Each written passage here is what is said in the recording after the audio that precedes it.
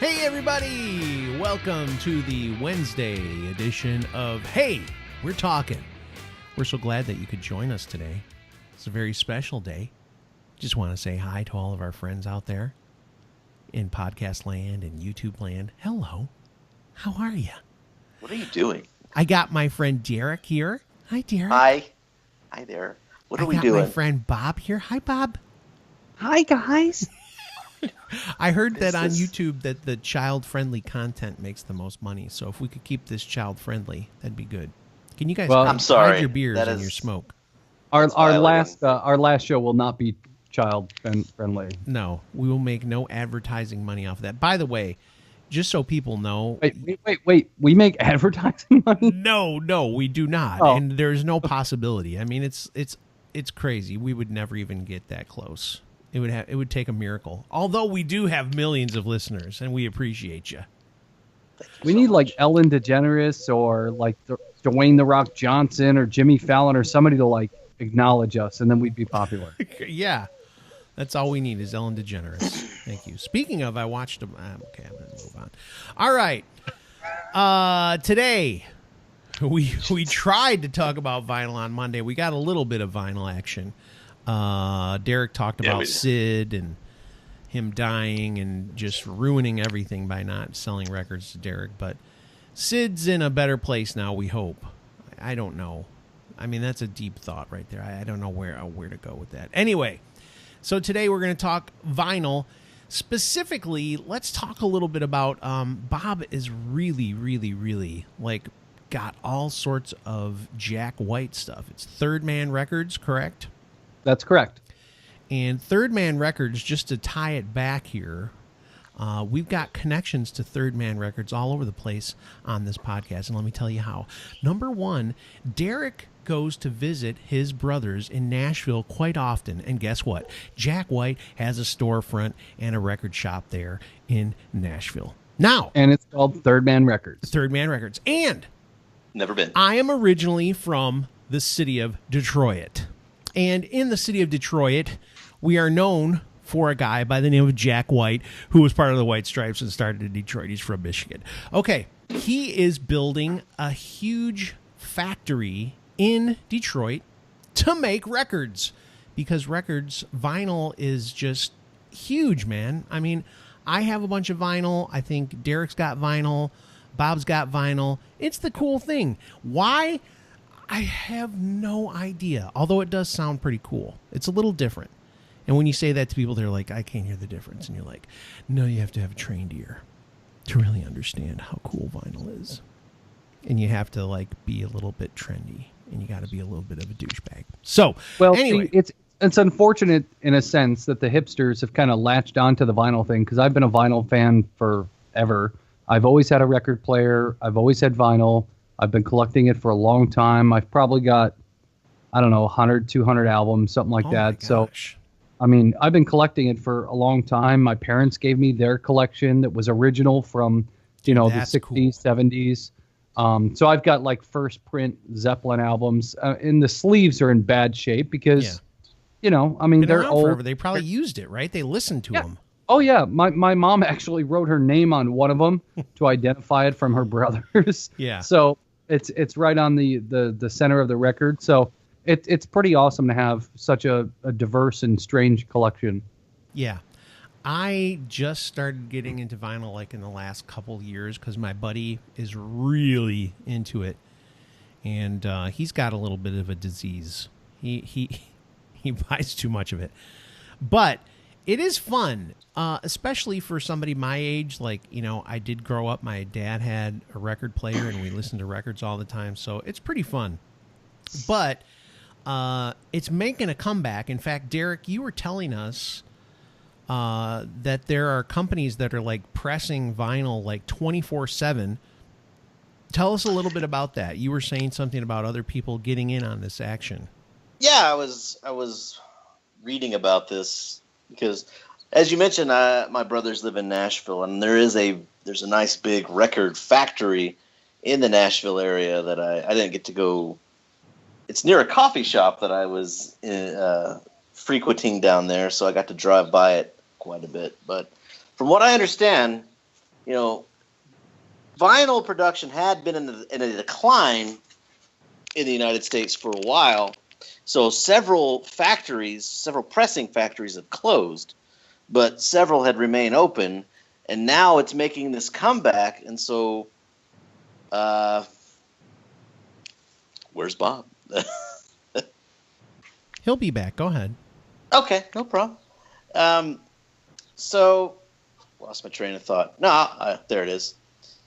So, the current factories that are open now are now being booked by artists who are making their records, and so these factories are now working 24 hours a day, 7 days a week.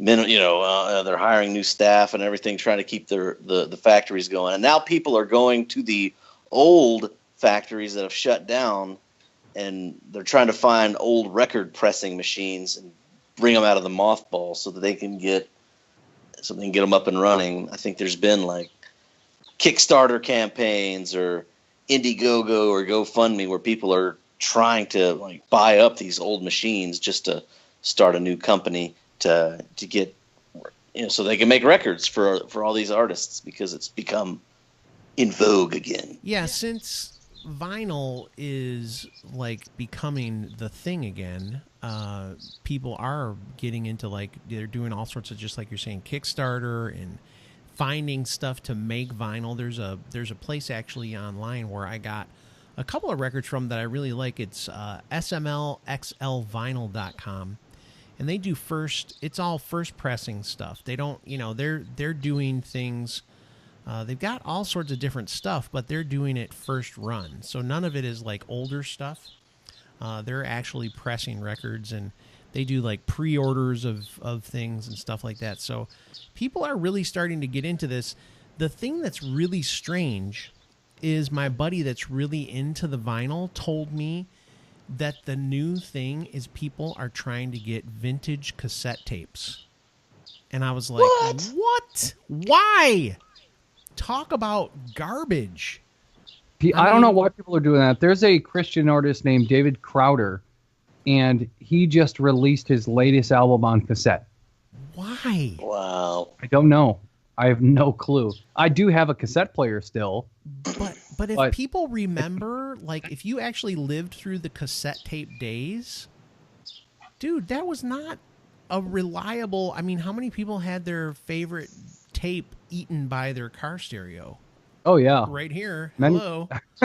Many times. And then if you've listened to a cassette enough, eventually the quality just continues to go down.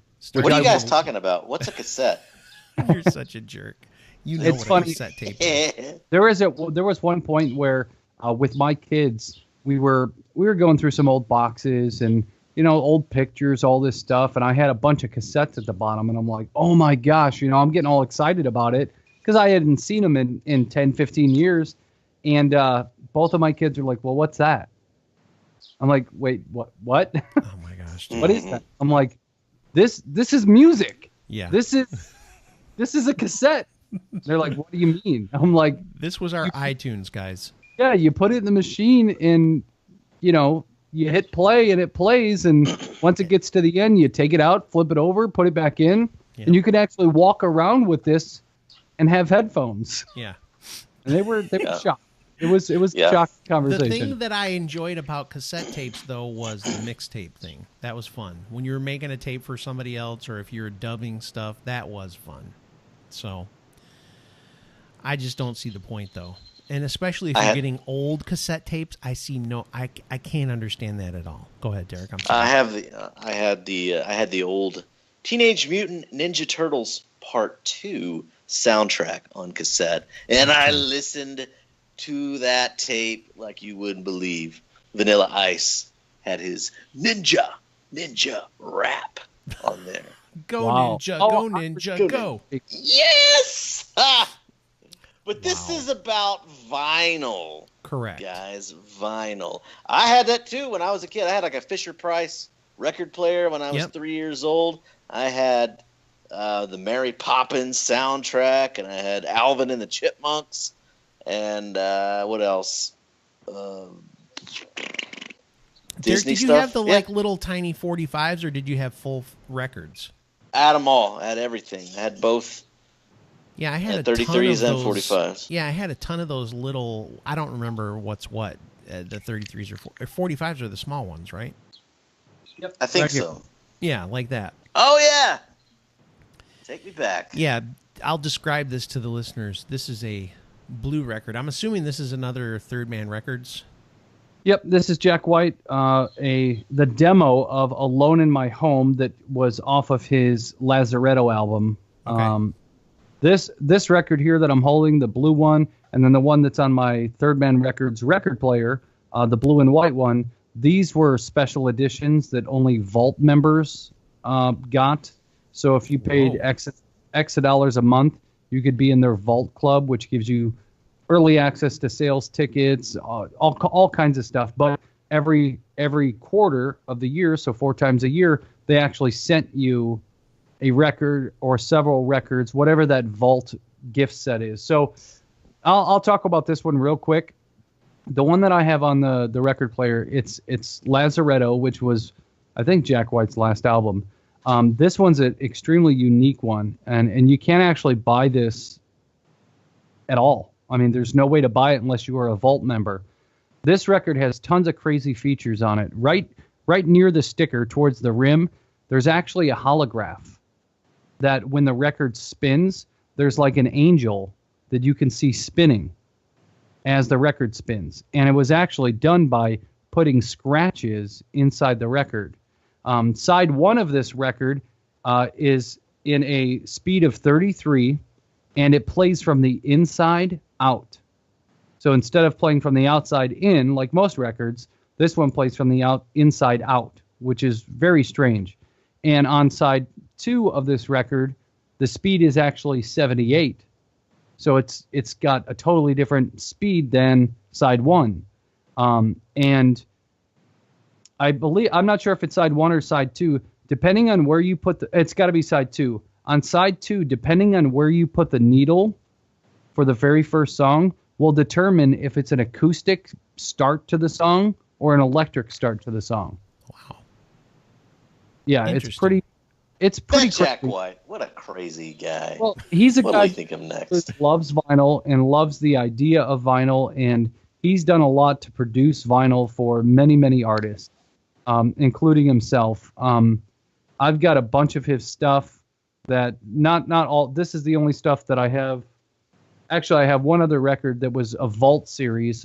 This one's of the White Stripes, but I mean, he's doing different things with vinyl to make it more interesting for people, and to do something like that he did on this Lazaretto album was pretty awesome to see, because none of it's been done before, at least not all together. Hey, Bob. Hey, Go ahead. Bob, on that record, if you're watching on YouTube, like half the record is white, half the record is blue. Which half sounds better, the white or the blue? It doesn't just matter. It all blends together. And I like how Bob was like, well, actually, I know I had to think about it. Like, wait, would it make a difference? No, it doesn't. It doesn't. no, it doesn't. And I'm now holding up one of the White Stripes albums that's Which is red, of pressed in course. red. And then I've got, of course, some of the other ones that are just standard albums that are just traditional black vinyl. You so would think that he would make records with white stripes on them. But Well, there's no maybe- white stripes. It's just solid red. What's maybe for going the White That is a Stripes missed he might opportunity. Well, I don't, This kind of makes me mad. Derek. I don't know. I just think it's a missed opportunity and making me mad. Jack White. Your band is called the White Stripes. Wipe Make a record stripes. that has the has white stripes on it. You said wipe stripes. Dave Matthews is White Stripes. Jack White is involved in his own band, Jack White. He is involved in the White Stripes. He is involved in a band called Dead Weather, and he's involved in a band called the Raconteurs. So, I mean, he's got 4 different bands that he typically plays with, plus whatever other side things he does. But, I mean, he's just a crazy musician he's really pretty awesome. He's a creative soul, and we love him for it. All right, so we dove into vinyl. We actually talked about vinyl on the show. A little bit of cassette tape action, but we did talk about vinyl on this show. So on Friday, we're going to go over some vinyl also, but we're going to talk about the most valuable. Why did I say it like that? The most valuable. I can't say it now. Valuable vinyl records, according to Wikipedia, of course, because that's that's where we get all of our news. Bob's going to put he's putting it on the inside because it's going to go inside out on the old Jack White album. As we take ourselves out here, we'll see you guys on Friday. Top 5 on Friday. Of course, we won't go deeper than the top 5 because we like to take it deep for you. All right? Oh, yeah. Go deep. Thanks for listening. We appreciate you. And we will see you guys on Friday.